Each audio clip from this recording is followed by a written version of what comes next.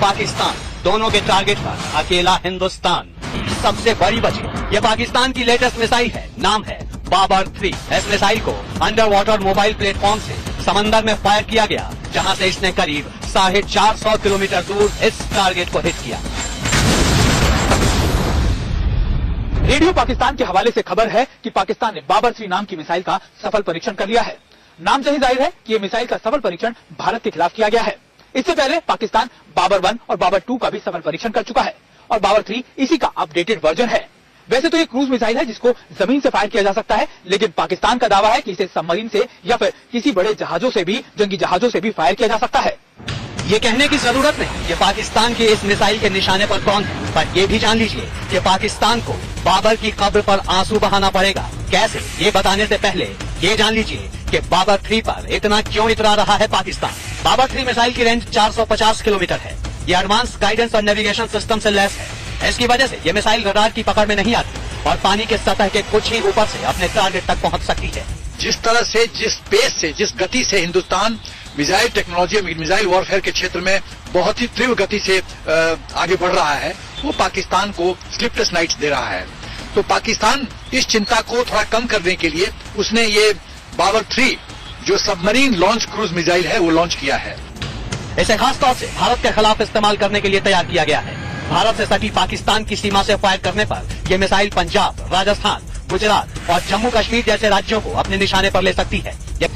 Babar 3 cruise missile का कामयाब तजुर्बा कर लिया है और दुश्मन को हमने ये दिखा दिया है कि वो जितने मर्जी अपने हथकंडे इस्तेमाल कर ले, पाकिस्तान किसी भी तरह किसी चीज में पीछे नहीं है। हाल ही में हिंदुस्तान ने अग्नि 4 और अग्नि 5 मिसाइल का सफल परीक्षण किया है। जाहिर अग्नि की सफलता से पाकिस्तान दहशत में है, इसलिए आनंद फानन में पाकिस्तान ने बाबर 3 मिसाइल का परीक्षण किया है। बाबर के अलावा पाकिस्तान के पास शाहीन और हत्फ जैसी मिसाइलें हैं जो कि करीब 3000 किलोमीटर की दूरी तक मार कर सकती है, लेकिन हिंदुस्तान की मिसाइल ताकत के सामने पाकिस्तान अभी भी काफी पीछे चल रहा है।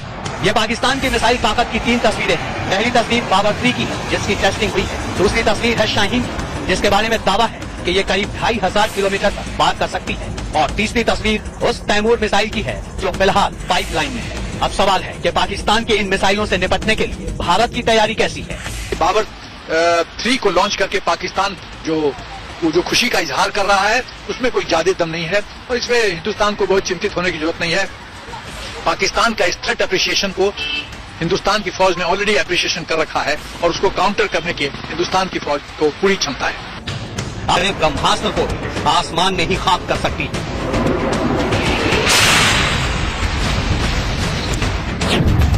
यानी चीन या पाकिस्तान चाहे कितनी भी मिसाइलें बना ले, पर हिंदुस्तान की सरजमीन तक आते आते उनका हर बार बेकार हो जाएगा। उनके किसी भी हमले का आसमान में बनका धार हो जाएगा।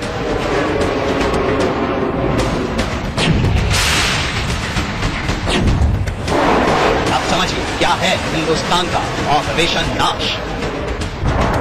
देखिए ये मिसाइल जो फायर होते ही बिजली की। अस्सलामुअलैकुम दोस्तों, पाकिस्तान के पास जहां पर शाहीन गजनवी सीरीज मिसाइल हैं और हतफ टैक्टिकल न्यूक्लियर वेपन वाले मिसाइल भी हैं, वहां पर पाकिस्तान के पास सबसे जबरदस्त जो मिसाइल की सीरीज है वो बाबर है। और दोस्तों बाबर 3 जो न्यूक्लियर कैपेबल सी लॉन्च क्रूज मिसाइल है वो पाकिस्तान ने टेस्ट कर दिया था बहुत पहले, लेकिन पाकिस्तान इसका टेस्ट बार बार कर रहा है और ये भारत को बता रहा है कि भारत अगर किसी भी अचंभे में है कि वो पाकिस्तान पर किसी भी तरह की कार्रवाई करेगा या फिर पाकिस्तान के भाई दूसरे बांग्लादेश पर कार्रवाई करेगा तो भारत बचेगा नहीं दोस्तों, क्योंकि अभी भी भारत के जितने भी साबिक जर्नल हैं वो बोंगिया मारते रहते हैं। एक जर्नल नड़वड़े है, वो कहता है कि बांग्लादेश पर हमला कर दो, जैसे यूक्रेन पर रूस ने हमला किया था। कोई जर्नल उठकर कहता है कि पाकिस्तान पर हमला कर दो। जर्नल बख्शी जो बड़े लेवल का जर्नल है दोस्तों, वो कहता है कि पाकिस्तान पर आप LOC का जो मुआहदा है वो तोड़ दे और फिर पाकिस्तान पर हमला करके तबाही मचा दे। उनके मुताबिक पाकिस्तान हाथ बांधकर खड़ा रहेगा और वो आएंगे और मार कर चले जाएंगे। वो कहते हैं कि बालाकोट में आए थे और 300 बंदे मार दिए थे, लेकिन वो अभी नंदन का मुंह काला करवाया जो वो नहीं बताते। वो अपने झूठ को दोस्तों सच बताने में लगे रहे हैं और ये 100 साल तक इसी तरह लगे रहेंगे कि हमने 300 बंदा मार दिया था। जबकि पाकिस्तान ने बैनुल अक़वामी मीडिया दोस्तों, यहाँ तक कि भारतीय मीडिया जो दुनिया का सबसे बड़ा झूठा मीडिया और दोस्तों गोदी मीडिया कहलाया जाता है, पाकिस्तान ने उन्हें भी दावत दी थी कि आए हमने आपके यहाँ पर तैयारी गिराए हैं। SU-30 का भी पाकिस्तान आपको सबूत दे देता कि वो भी हमने गिराया है। तो पाकिस्तान भारत से आर्मी टेक्नोलॉजी में बहुत आगे है। आपके पास रूस के पुराने थके हुए हथियार जरूर मौजूद है, लेकिन पाकिस्तान के पास जान लीजिए कि बेहतरीन टेक्नोलॉजी है। पाकिस्तान के पास दोस्तों ज्यादातर टेक्नोलॉजी है वो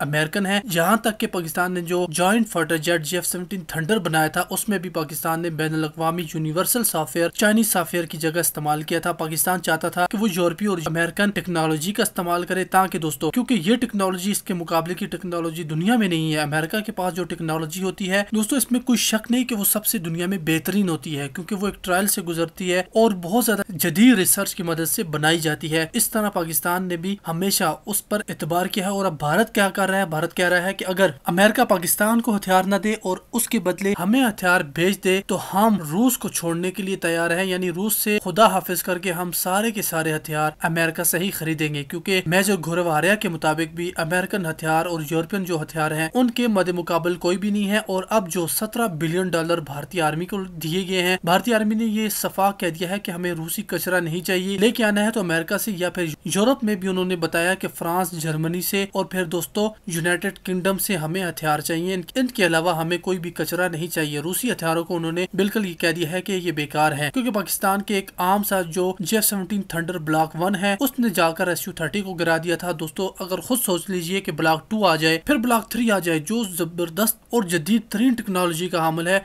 उसके सामने कौन से रूसी हथियार खड़े हो पाएंगे।